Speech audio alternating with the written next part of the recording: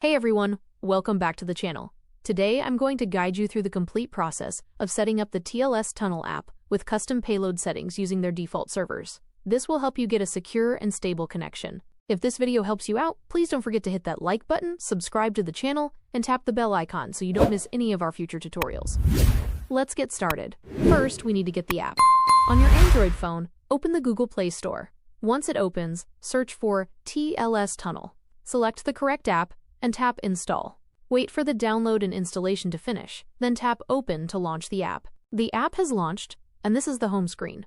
To access the important settings, look at the top left corner and tap the pencil icon. This opens up all the main settings. Now look for the protocol section, then expand the options. From the list, choose Custom Method.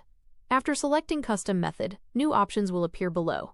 Check the box that says Payload to enable custom payloads. Now a text box will appear. This is where you enter a payload. Use any valid payload appropriate for your server or provider. Do not use payloads to violate laws, break terms of service, or access services without permission. Make sure there are no typos. After entering the payload, save the settings by tapping the Save button at the top right corner. The app will return to the home screen with your settings saved. Now it's time to connect. Tap the big circular button that says Start. The app will now start connecting using the custom payload we just set up. Wait a moment. And once connected, you'll see the VPN key icon appear in your phone's notification bar. This means you are now successfully connected and secured. And that's it. You've successfully set up TLS Tunnel with a custom payload. If you run into any issues, double check your payload for mistakes. That's usually the problem. I hope this detailed guide was helpful for you.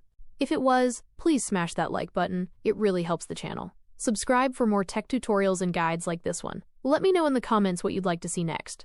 Thanks for watching, and I'll see you in the next video.